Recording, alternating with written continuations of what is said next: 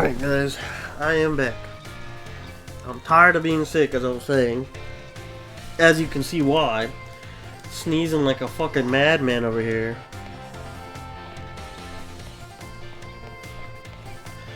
Alright, so we'll go ahead and take some classes. He's right, we shouldn't let our studies fall by the wayside.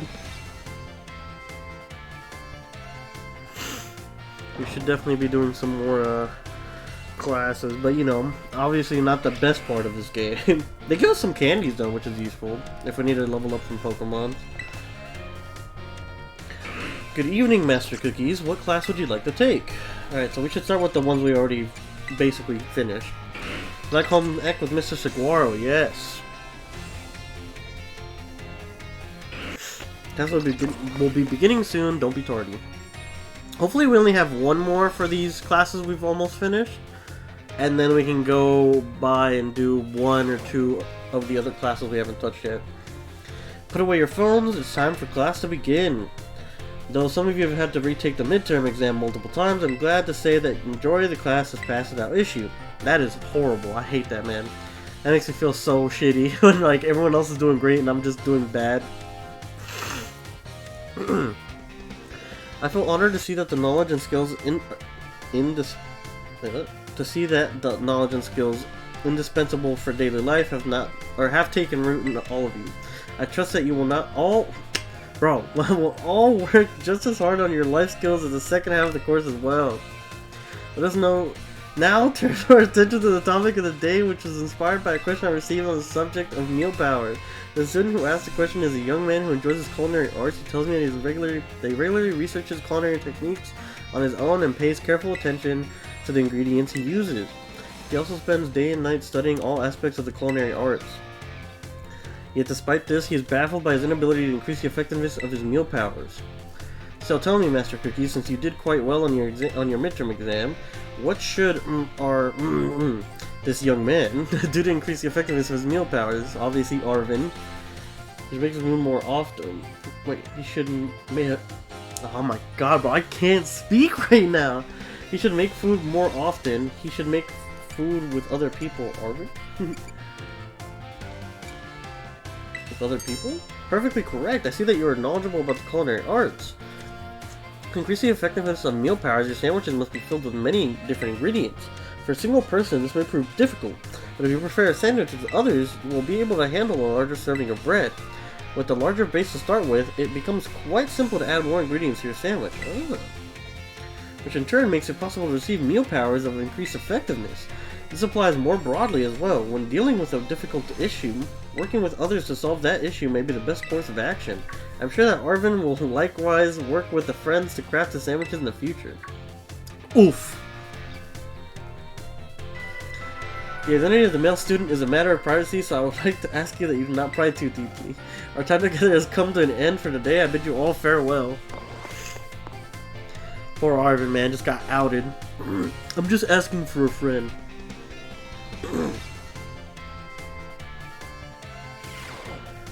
Just got Psyduck with her now. Master Cookies. Home Ec. Okay, it looks like every class is gonna have at least 2. Dang. It's gonna be a lot of classes, huh?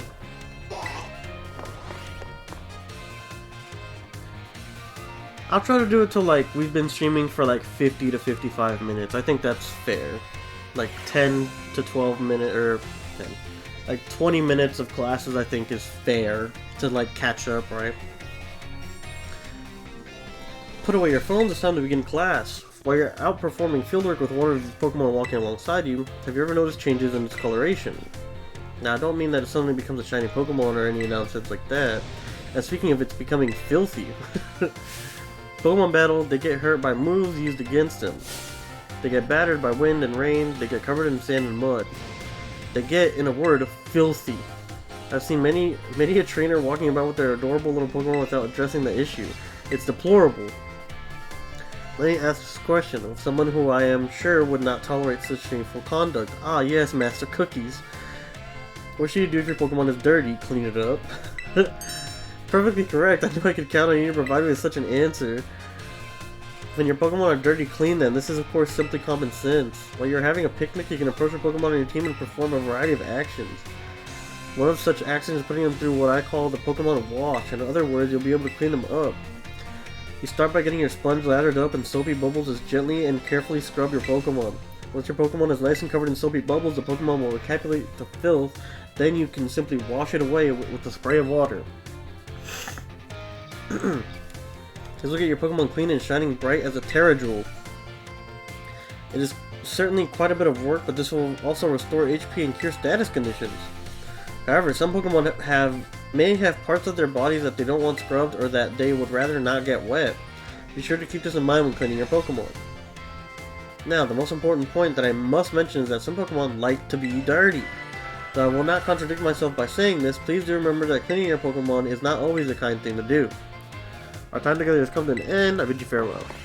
Probably like the Paldean Wooper, right? Like, he looks muddy, so if we cleaned him, he'd probably get mad.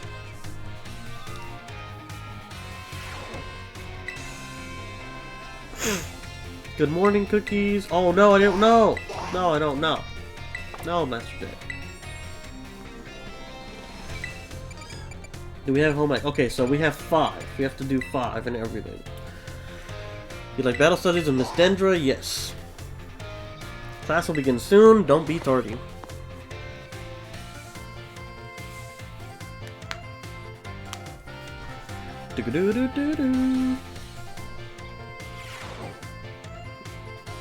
Another day, another round of battle study. Oh, soup! Let's get right to it. You all gave everything you had on the midterm exams. Well done. We'll resume our regular classes today, so keep up that energy the second half of the term. Have you all been using the R button to send out your Pokemon? Yes. If you do, your Pokemon will run off in the direction that you're facing. It's a super useful tactic that lets your Pokemon pick far away items for you, and that's not all. If there's a wild Pokemon near you where you sent your Pokemon, they'll start battling each other. We call those battles auto battles. Just as the name implies, Pokemon will act on its own during auto battles, meaning you won't have to give it any commands. And if your Pokemon wins, it'll get XP. Just like it would in a regular battle. If you make good use of those battles, they can be a really efficient way to train your party. But you'll want to remember that Pokemon won't evolve or learn new moves right away if they level up from an auto battle. Oh! Also, if Pokemon loses an auto battle, it'll come back with just a small amount of HP left. Make sure to heal it up right away. Whoops, I just did about the whole class as a one-sided lecture. Does anyone have any questions so far? How do I stop an auto battle? Can I catch wild Pokemon in auto battle? This is different. Can I catch an auto battle Pokemon? If you let your Pokemon battle on its own, it'll keep going until its opponent is defeated. If you want to catch a wild Pokemon, you'll need to battle by issuing commands instead. Even during auto battles, our Pokemon are out there battling for us, the trainers. Keep an eye on as much of them as possible, and if it looks like they're going to lose, be sure to have them retreat. Also, this goes without saying, but Pokemon with low HP are already worn out. They probably won't enjoy auto battles as much, so don't work them too hard, okay? In conclusion, auto battles only work if a trainer and their Pokemon have a relationship of mutual trust. Be smart with how you use the auto battle so you don't lose the trust of your Pokemon. Aw man, I was just about to suggest we do some hands-on practice to really drive the point home, but I guess we're out of time as usual. Class is over for now. Take care, you little rascals. So I haven't seen Dendra yet, have I? Like as a gym leader or anything? I wonder, is she like Elite 4 or what? Let me check. Let me make sure I'm not saying something dumb. Dendra's not a gym leader, right? No, yeah, Dendra's not here. So I guess she's just a teacher? I'm not sure. Good morning, Master Cookies. What would you like to take? That studies again. Guess I'll begin soon. Man, I'm not gonna lie. I didn't eat before streaming. I am starving all of a sudden.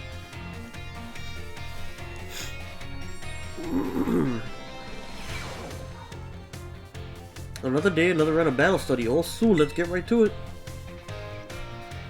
Hope you gave auto battles a shot like we talked about last class. Making good use of auto battles will let you train up a bunch of different Pokemon. It's also an efficient way to gather the Pokemon materials you need to make TMs and TM machines.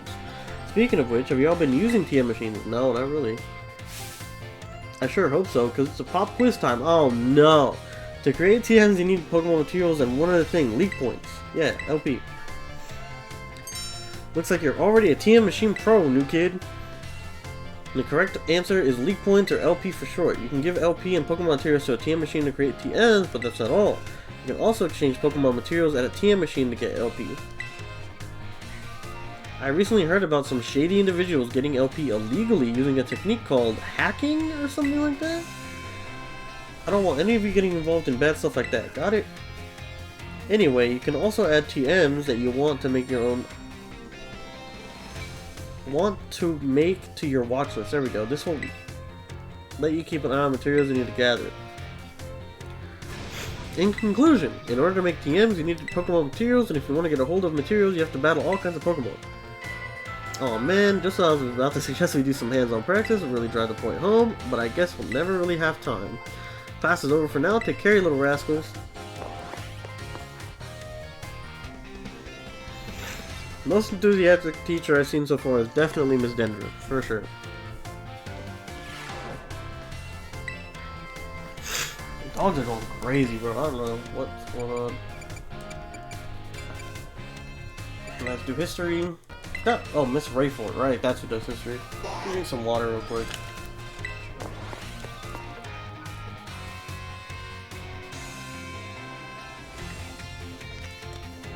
There you go. Miss Rayford.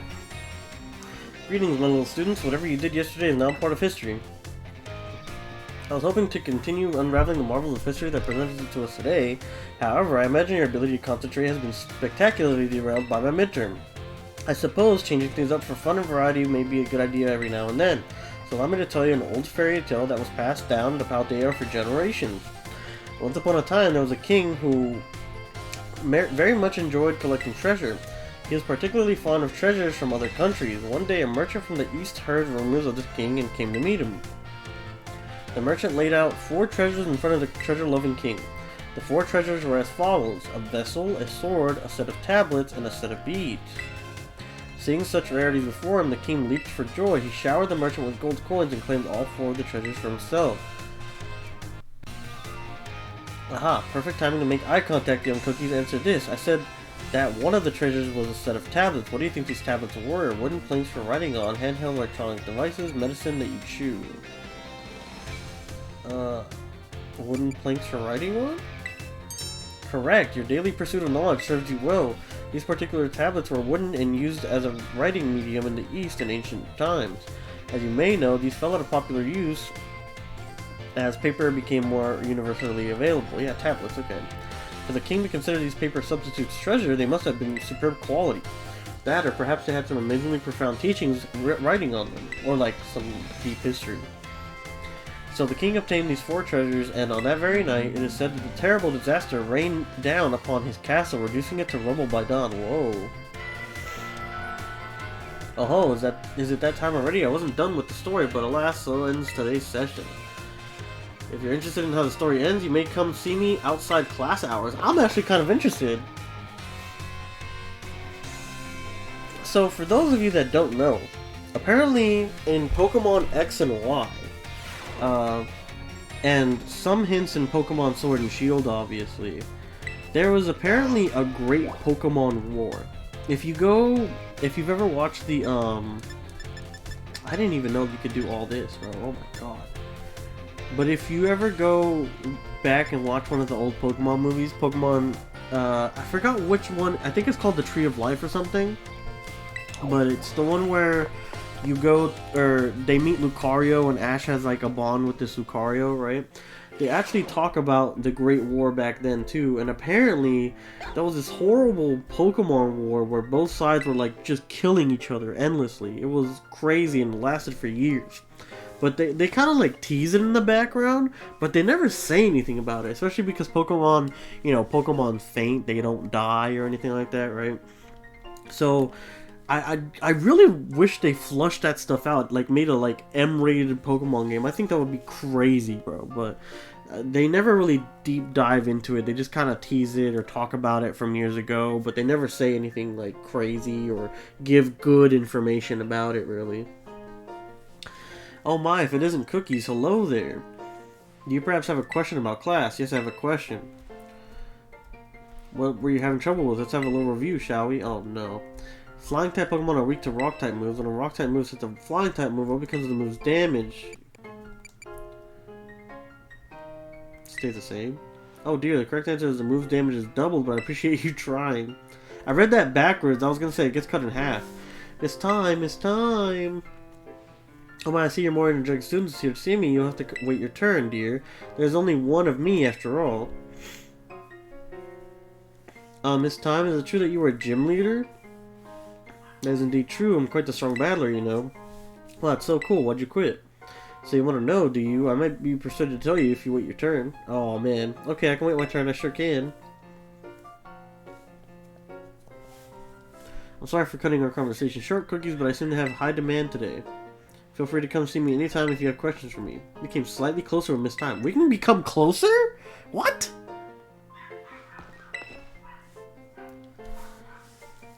Yes, Cookies from Class 1A. The way you conduct yourself in my class and answers you give to my questions, I admit they piqued my interest. You're quite the interesting pupil, I must say. Tell me, Cookies, given a choice, which would you prefer? Things of old or things of new? I like new stuff, bro. I know you're the history teacher, but I love new stuff. You would answer new stuff to me, your history teacher? Ha, you really are a curious one. Yes, this one may indeed be of good use to me someday. Ah, you can disregard that. I was simply thinking out loud. I enjoyed our little conversation today. Here, have my things, Cookies. Suddenly become closer with Miss Ryford. I did not know you can become closer with these, like, teachers and stuff, bro. What the hell? Where do you want to go?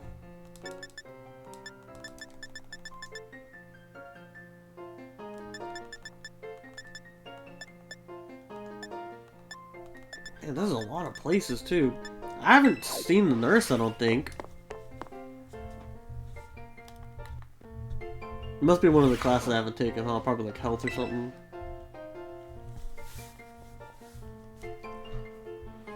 Miriam, hey there. Come on in, everyone's welcome to the nurse's office.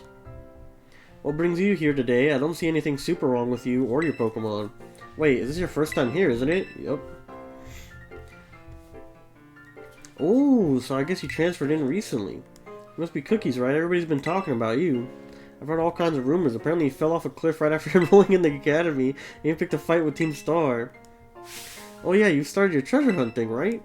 Come tell me about everything, anything super interesting you find out there in your adventures. I'm kind of bored just sitting here all day, you know? I don't have any classes to teach, and students only come here to skip class. So yeah, drop by if you can. Deal? Deal? Slightly closer with Miriam. Man, there's so much stuff to this school stuff, and we barely come here. I feel kind of bad. It's kind of the more boring side of everything going on, you know? Let's do Miss Dendra. I like Miss Dendra.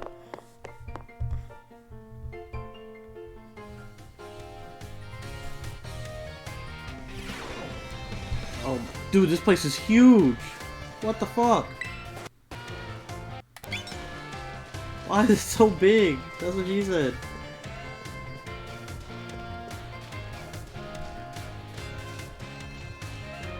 Alright, Miriam. Or Dendra, sorry. Miriam on the mine. Also, new kid. Have you come out here to the schoolyard for some training? Yes. Aha, I knew I could see some fighting spirit burning before those eyes of yours. Why don't you do a bit of running together and get to know each other a little better? Ready? Let's go. We ran 3 laps around the schoolyard with Miss Dendra. Phew, that really worked up a nice sweat. You've got a good pair of legs on you, new kid. A good bout of training sure does make the body hungry, doesn't it? I'll let you have one of my homemade sandwiches as a way of saying thanks for running with me today.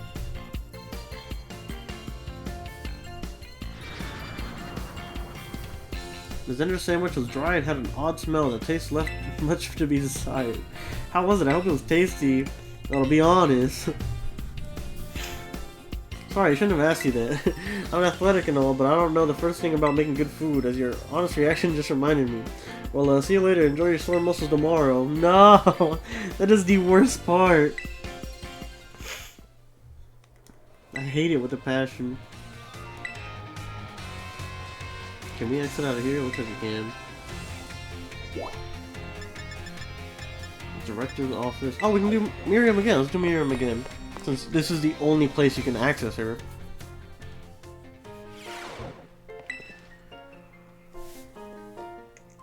Hey there, come on in. Everyone's welcome in the nurse's office. Cookies, have you toughened up a little bit? Yes. Oh, so you know your tough stuff, huh? Haha, but seriously, you look a little bit different. I bet it's all because of the crazy experiences you're having on your treasure hunt. You need to tell me all about what you've been up to.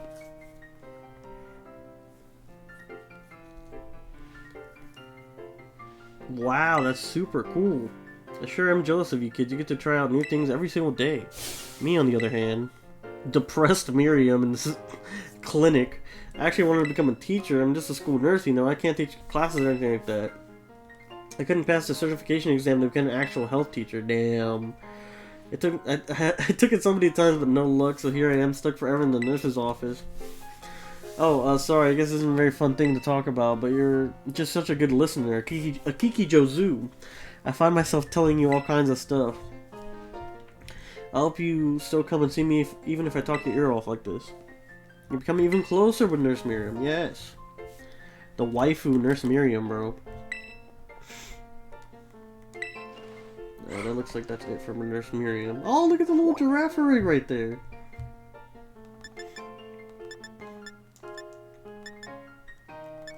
We'll do Dendra again. And we'll go back to classes. Trying to learn how to make sandwiches, that's kind of cute. Oh, so new kid. Fancy meeting you here in the home economics room. What a coincidence, eh? Likewise. She got gold shoes on, the drip, and gloves. So, well, you see, Miss Dendra tells me she is here for more intensive training in sandwich making. That's adorable. Well, no use hiding it now. Oh dear, I'm terribly sorry. Were you keeping this a secret? Well, I mean, not really, but it just doesn't look very cool to openly admit I'm here for intensive training, you know? Understood, I'll be more careful in the future. Well, new kid, now that you know what I'm up to, I guess you'll just have to help me out with my new training here. Try this sandwich as a result of my training so far. Miss Dendra's sandwich was soggy and hard to eat, and once again the taste left much to be desired. Oh no. That was my meat lover's prosciutto, bacon, and chorizo sandwich. How was it? It was a little meat heavy. It could have used some more veggies. What do you mean there was a problem with my choice of filling? I guess focus on muscle building ingredients really did a number on the flavor, huh? I mean, I probably would have loved it, to be honest. Miss Dendra, I believe a simple addition of butter would have done wonders for your sandwich. Butter helps to protect the bread from getting soggy due to the moisture of the ingredients. You can also work to enhance the sandwich's flavor. Butter, that makes sense. Thank you for teaching me a new tip, Mr. Saguaro. But why didn't you tell me that while I was making this sandwich? Ah, well, you see, when I saw you, I had not realized you had begun your food prep. They were simply trying to destroy my classroom. That's fucked up, bro. Well, anyway, new kid, thanks to you and Mrs. Gore here, we're finally beginning the hang of this. Thanks for your advice. Becoming even closer with Miss Dendra. Cool. Okay, so now we have even more stuff to do, right? Miss Dendra again in the nurse's office. I wonder, does our dorm room get any different? Aw, bro, they should make it look like nicer and nicer with the more badges you get. Or like have a badge display somewhere and then it updates as you get your badges. Obviously you would have 3 of them, right? Because you'd have Team Starfall, the Titans, and the Victory Road. I think that would have been a cool little addition. Okay, we'll save these encounters for later. We're gonna do more actual schoolwork. We're gonna do 8 more minutes of classes, and then we'll see where we'll land then.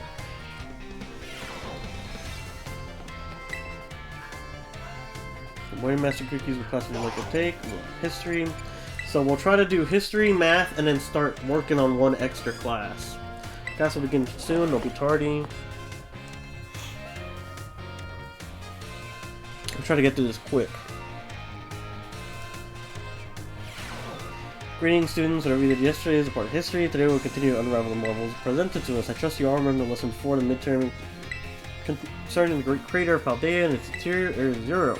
The mysterious crater captured the imagination of many, including the former Paldean Emperor. 200 years ago, a group of explorers claimed to have finally reached its depths.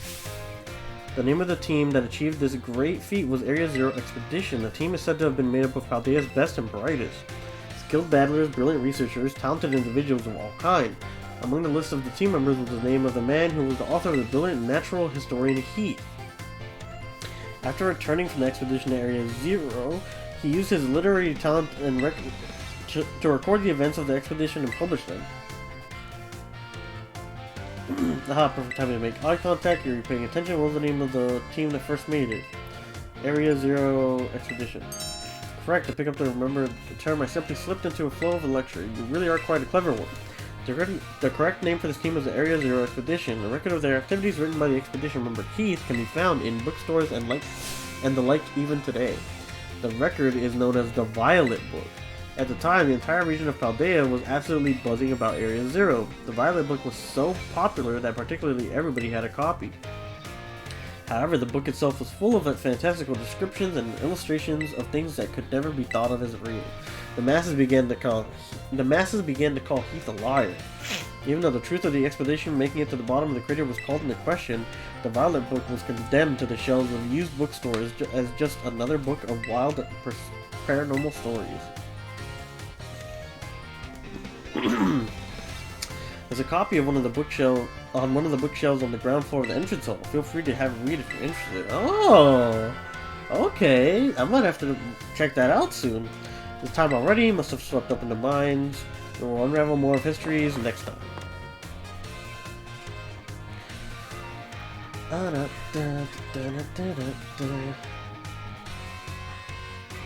Alright, I'm thinking next stream we might come back to the school. Because, like, I want to end it off at 1, because we've already been here for, like, half an hour, right? At the classes and stuff. But, I do want to come back. There's a lot of stuff to do. There's the other classes we haven't done. There's, all those, like, you can boost, like, you know, your friendship with the teachers and stuff. And then we could even read the Violet Book. Hello everyone, well done on the midterm exam. Some of you earned perfect scores and others seem to have a bit of trouble, but I can tell that you tried your best. I'm quite pleased last one of you passed. Means you'll all have come to love numbers. No, we have not. Stay sharp and try your best for the rest of my class too. Speaking of staying sharp, do you know how the word applies to Pokemon battles? That's right, it has to do with stat boost. Pokemon stats rise and fall throughout the course of battle, correct? For example, if Pokemon use the word workup, its attack and special attack will rise by 1 stage each. And as you know, each time a Pokemon's attack and special attack rises 1 stage, moves affected by the stat will deal 50% more damage. I did not know that. If that same Pokemon from the previous example were to use workup again, both of the attacks will have gone up 2 stages total, meaning 100% increase to damage dealt, making its moves twice as strong. Wow. Swords Dance, on the other hand, boosts attacks by 2 stages, allowing the Pokemon to deal double damage after just a single use. Using Swords Dance twice would boost the Pokemon's attack stats by 4 stages. How much damage would the Pokemon deal? Double damage. Well, no, because double damage is the first one off 100%, so triple damage. Wow, that's great. You answered this difficult question with ease, Cookies. Each stage of the Pokemon's attacks is special attack raised by 50% increments, so being raised by 4 stages or 200% increase, the case would be 100%, 200% gives us 300%. In other words, the next move the Pokemon uses will deal triple damage. Type matchups, critical hit damage, and other factors will also play into these calculations as well, so even a small boost must be taken seriously. By the way, if stat simply rose, that means that it has gone up by 1 stage. If it rose sharply, it's 2 stages, and if it rose drastically, it's 3 stages. That's another thing I didn't know. Just so you know, the X attack and special attack items, which can only be used in battle, can be used to sharply boost those respective stats. Oh my, is that the bell? I suppose that's all for now. What a shame. Today's lesson was a little difficult, so be sure to review what you've learned to stay sharp. That one honestly was a good, like, lesson. Not only that, but I also didn't know that, and she's right, it was a lot of material too. Like, it could easily confuse someone if they're, like, new to Pokemon, right? Good morning, Master Cookies. Take math, and we'll try to crack down on another class. Maybe Mr. Jock, since, you know, he came to visit us and gave us a lucky egg and all that, right? I go by the name of Young Jock. Hello everyone, let's have fun class today. Did you make sure to review last class materials in order to stay sharp? I know it was a little difficult with all the talk of multiplication, percentages, and the like, but today we're talking about percentages again and learn about probability. That may sound like we're going to have another difficult class, but did you know that all of you already deal with probability on a regular basis? Pokemon moves generally have a property called accuracy, which determines the probability that they will hit. The accuracy of a tackle is 100 or 100%, so if you use tackle 100 times, you could expect it to hit all 100 times. The move Hypnosis, which puts opponents to sleep, has an accuracy of 60 or 60%. It means that you expect it to hit 60 out of 100 uses. To put it that another way, out of 100 uses, you would expect to miss 40 times. Oh my god. Many of these truly powerful moves often tend to have lower accuracy. So when you're deciding whether to go slow and steady with moves that are sure to hit, or hard and fast with stronger but less accurate moves, you're already studying probability. Let me see here. Perhaps Surf and Hydro Pump would be good examples for discussion. Surf has a power of 90 and its accuracy is 100, meaning you can expect it to hit every time.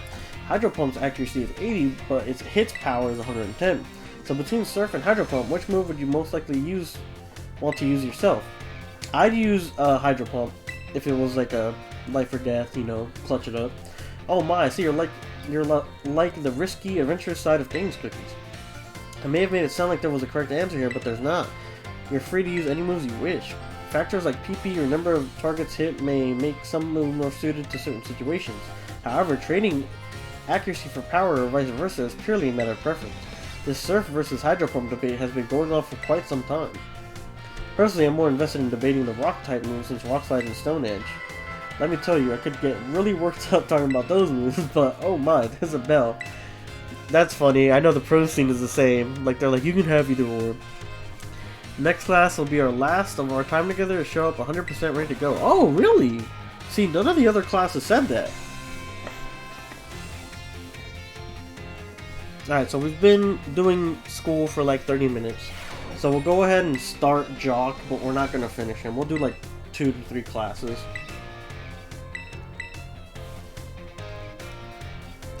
Class will begin, they'll be tardy. I go by the name of Young Jock. And then next time, after, we'll do a gym battle or 2. And then we'll come back to school, and then we'll do like another 30 minutes. We'll do all the classes we need to do, and then we'll do some more interactions with teachers as well. Hello, my name is Jock, and I'll be your homeroom biology teacher. In my class, we'll all learn about various quirks and beloved Pokemon together. I hope you all come to love Pokemon even more from the things you learn here. In today's class, I'll teach a great way to get to know your Pokemon in more depth. If you'd like to become better friends with your Pokemon, you can learn a lot. You can let them out of their Pokemon and walk along with you. Sounds great, huh? You can use the ZR button to throw a Pokemon, let the Pokemon inside. Nothing cuter than watching your Pokemon run around underfoot, if you ask me. Once you let your Pokemon out, try speaking to them, and they're sure to respond in some way. It's a great way to get to know them better. However, letting your Pokemon out of its ball isn't such a great idea in some locations. Can anyone tell me when you shouldn't have your Pokemon walk along with you? Near the water, inside buildings. That's right, great job, Cookies. I see you did your homework. The correct way to answer should not walk in your Pokemon indoors. How about that? Some Pokemon might damage walls, desks, and other things walking around inside buildings, so it's not allowed regardless of the species. Therefore, please only let your Pokemon out of their Pokeballs while outdoors, okay everyone? I think I see them out and about in classrooms from time to time, but still, anyway, you may become even closer friends with your Pokemon pals by walking together. Oh, I almost forgot. Keep in mind that you can only walk together with your lead Pokemon. Remember, use the ZR button to throw a Pokemon inside. I also want to remember throwing a ball at the wild Pokemon and start a battle. Looks like that's all we have time for. See you all next class. Alright, one more Jock class and then we'll be done for now.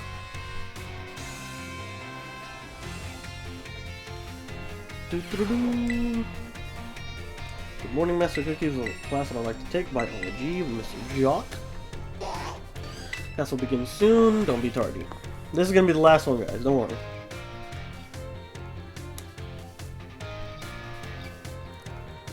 Dun, dun, dun, dun. Hello, I hope everyone's ready to learn some new things today. Did you all try the ZR button with your Pokemon as we taught in last class? Walking along with your Pokemon to see how unique and cute they all are. I'd also highly recommend picnics for you when you want to spend quality times together with your Pokemon in your party. You can get them all around the table, make sandwiches, and play. It's really a lot of fun. If you want to learn more about making food, Mr. Seguro's class is the best place to go. Now, sometimes while you're enjoying a picnic with your Pokemon, you may find something very, very important in the basket next to your table. This is very important. Something is what Pokemon are born from. Let's all say it together. Pokeballs! Eggs. Phew, you all got it right. A very important something I'm talking about is a Pokemon egg. It's not clear where they come from, but they're probably placed in a basket rather stealthily by the Pokemon at the picnic. Walking around with an egg will help warm it, which allows it to hatch. Eggs won't warm up by sitting in boxes though, you need to have them in your party. And here's one super important thing I'd like you to remember about eggs. Pokemon entrust us with their eggs because they believe in us. So I sure would be happy to see you all being responsible parents for your little Pokemon eggs. Oops, the most important point came right out as the bell rang. Well, see you all next time, I guess. And that is it for the school. We have been doing school for a minute, so we are going to end that there. There's a lot more stuff we need to do and we need to cover, but sadly, I feel like we've given enough time without the stream being too boring, right? I mean, I find it interesting. I like going to the school and stuff, but I don't want it all to be school, right?